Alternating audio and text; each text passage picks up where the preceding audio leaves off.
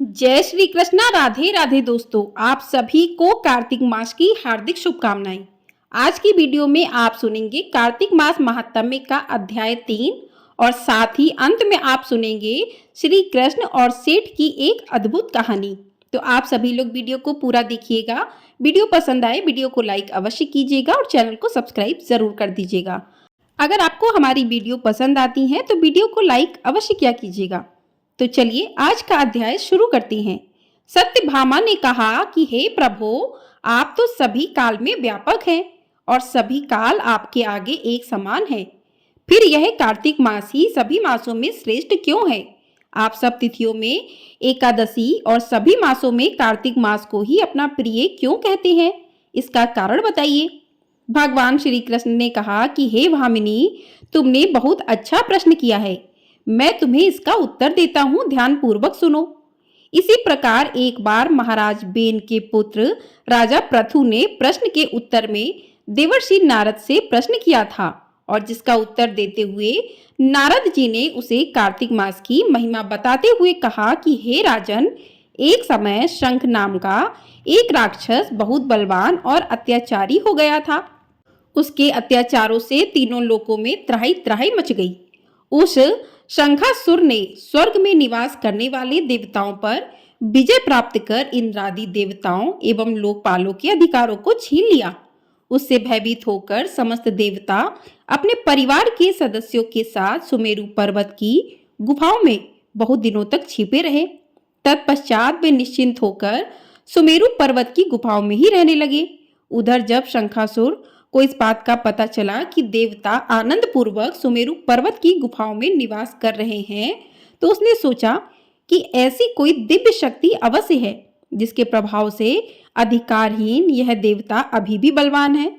सोचते सोचते वह इस निर्णय पर पहुंचा कि वेद मंत्रों के बल के कारण ही देवता बलवान हो रहे हैं। यदि इनसे वेद छीन लिए जाएं तो वे बलहीन हो जाएंगे। ऐसा विचार कर शंखासुर ब्रह्मा जी के सत्यलोक से शीघ्र ही वेदों को हर लाया। उसके द्वारा ले जाए जाते हुए भय से उसके चंगुल से निकल भागे और जल में समा गए। शंखासुर ने वेद मंत्रों तथा बीज मंत्रों को ढूंढते हुए सागर में प्रवेश किया, परंतु ना तो उसको वेद मंत्र मिले और न ही बीज मंत्र मिले। जब शंखासुर सागर से निराश होकर वापस लौटा तो उस समय ब्रह्मा जी पूजा की सामग्री लेकर सभी देवताओं के साथ भगवान विष्णु की शरण में पहुंचे और भगवान को गहरी निद्रा से जगाने के लिए गाने बजाने लगे और धूप गंध आदि से बारंबार उनका पूजन करने लगे। धूप दीप नैवेद्य आदि अर्पित किए जाने पर भगवान की निद्रा टूटी और वह देवताओं सहित ब्रह्मा जी को अपना पूजन करते हुए देखकर बहुत प्रसन्न हुए तथा कहने लगे, मैं आप लोगों के इस कीर्तन एवं मंगलाचरण से बहुत प्रसन्न हूँ।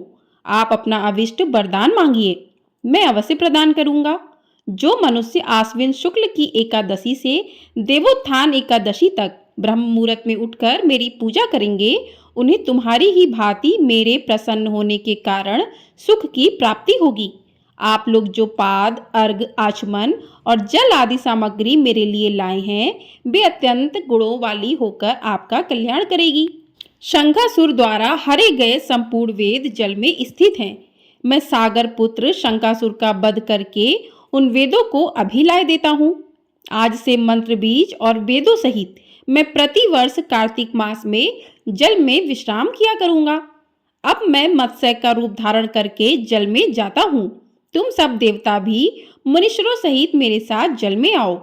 इस कार्तिक मास में जो श्रेष्ठ मनुष्य प्रातः काल स्नान करते हैं, वे सब यज्ञ के अवभृत स्नान द्वारा भली भांति नहा लेते हैं। हे देवेंद्र, कार्तिक मास में व्रत करने वाले को सब प्रकार से धन पुत्र पुत्री आदि देते रहना और उनकी सभी आपत्तियों से रक्षा करना।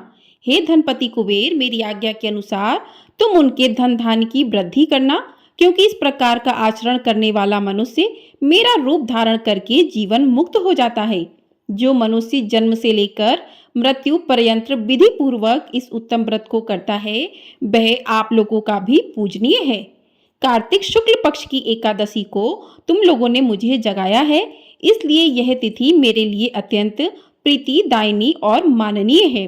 हे देवताओं, ये दोनों व्रत नियम पूर्वक करने से मनुष्य मेरा सानिध्य प्राप्त कर लेता है।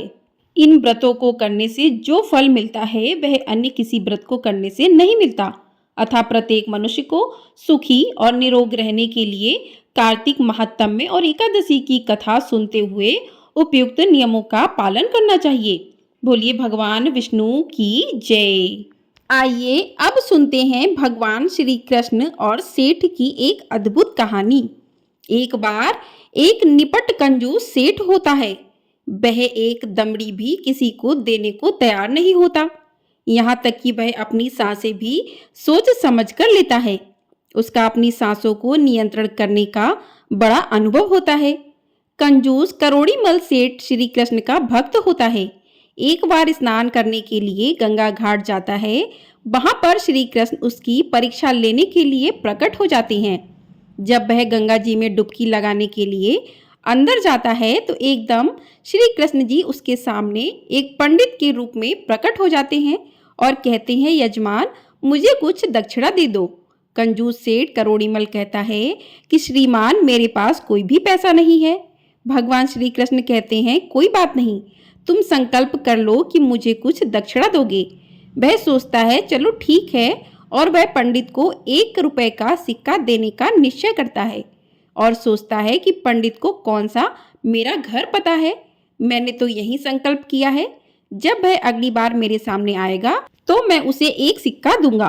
वह गंगा घाट से स्नान करके अपने घर पहुंच जाता है और जाकर विश्राम करने के लिए लेट जाता है और सो जाता है। इतनी देर में दरवाजे पर कोई आहट होती है। उसकी पत्नी बाहर जाकर देखती है तो भगवान श्री कृष्ण पंडित का रूप लेकर उसके घर के दरवाजे के बाहर पहुंच जाते हैं। पंडित उसकी पत्नी से कहता है कि यजमान जी ने मुझे 1 रुपए का सिक्का देने का संकल्प किया था, उन्हें बोलो मैं आ गया हूँ, वह सिक्का मुझे दे दो। जब कंजूस सेठ करोड़ीमल की पत्नी जाकर उसे कहती है कि आपने क्या किसी से कोई संकल्प किया था? सेठ ने कहा, सुबह एक पंडित को बोला था तुम्हें 1 रुपए का सिक्का दूंगा। पत्नी बोली कि अब वह बाहर आ गया है और अपना सिक्का मांग रहा है। तो सेठ बोलता है, जाकर कह दो कि मैं बीमार हूँ, फिर कभी नहीं आना। सेठ की पत्नी जाकर बोल देती है, श्रीमान मेरे पति बीमार हैं, आप बाद में आना। तभी श्री कृष्ण कहते हैं, कोई बात नहीं, मैं भी इंतजार कर लेता हूँ, आप तब तक मुझे जलपान करवा दीजिए। पत्नी जाकर पति को बताती है कि वह पंडित ऐसे बोल रहा है। सेठ कहता है कि 1 सिक्के के साथ साथ अब जलपान का भी खर्चा करवाएगा। सेठ अपनी पत्नी से कहता है कि तुम जाकर बोल दो कि सेठ जी मर गए। उसकी पत्नी कहती है कि आप क्या बोल रहे हो? वह कहता है ऐसा करना ही पड़ेगा, नहीं तो यह पंडित नहीं जाएगा। उसकी पत्नी जाकर कह देती है कि श्रीमान मेरे पति मर गए हैं। भगवान कहते हैं, कोई बात नहीं, मैं जाकर पूरे गांव में खबर कराता हूँ। सेठ जी नहीं रहे, आप अकेली कहाँ सारे गांव भर में घूमती रहेंगी। थोड़ी देर में सारा गांव इकट्ठा हो जाता है और सेठ की पत्नी बार बार यही कहती है कि मेरे पति जिंदा हैं, वह नहीं मरे। तो सभी कहते हैं कि यह तुम्हारी मोह माया है, इसलिए तुम्हें लग रहा है कि वह जिंदा है, क्योंकि सेठ जी का अपनी सांसों पर पूरा नियंत्रण था, इसलिए उसने पूरा समय अपनी सांसें रोक रखी हैं। बात सेठ की सब सैया तक पहुंच जाती है। इतनी कंजूसी की 1 सिक्का देने को तैयार नहीं, मरने को तैयार है। भगवान सोचते हैं अब मैं इसका क्या करूं। जब गांव के लोग उसे अंतिम यात्रा के लिए ले जाने लगते हैं तो वह पंडित लोगों से कहता है कि मुझे सेठ के कान में कुछ कहना है। लोग कहते हैं कह लो, वो वैसे भी मर गया है। भगवान श्री कृष्ण कहते हैं, आंखें खोलो, मैं बैकुंठ से आया हूँ, तुम्हारे लिए जो मांगना है मांग लो। सेठ खुश हो जाता है कि भगवान मेरे लिए बैकुंठ से आए हैं। आंखें खोलते हैं तो क्या देखते हैं, यह तो वही पंडित है। तो भगवान मुस्कुराकर कहते हैं, मांग ले जो मांगना है। सेठ जी कहते हैं, भगवान मुझे कुछ नहीं चाहिए, मैंने जो संकल्प किया है कि 1 रुपए का सिक्का दूंगा, मैं अपना संकल्प वापस लेना चाहता हूँ, मैं 1 रुपए का सिक्का नहीं देना चाहता हूँ। भगवान बोले हैं, तथास्तु। भगवान अपने भक्त की कंजूसी पर मुस्कुराते हुए अपने धाम लौट गए और उधर सेठ जी ने राहत की सांस ली। चलो 1 रुपए का सिक्का दान देने से तो बाल बाल बच गया। इस प्रकार से कहानी समाप्त होती है। तो आप लोगों को ये कहानी पसंद आई है तो वीडियो को लाइक अवश्य कर दीजिएगा। एक लाइक ही ऐसा माध्यम है जिससे हम और आप जुड़े हुए हैं। आप लोग लाइक करते हैं, इससे बहुत ही प्रोत्साहन भी मिलता है। और आप लोगों को हमारे चैनल पर करवा चौथ की पूजा विधि की वीडियो और साथ ही करवा चौथ व्रत की कथा भी मिल जाएगी, तो आप लोग उसे भी अवश्य सुनिएगा। और चैनल को सब्सक्राइब नहीं किया है तो चैनल को सब्सक्राइब कर लीजिएगा ताकि आपको समय पर सारी कथाएं प्राप्त हो सके।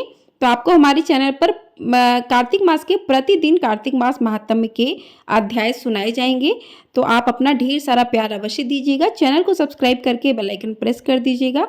जय श्री कृष्णा। राधे राधे दोस्तों।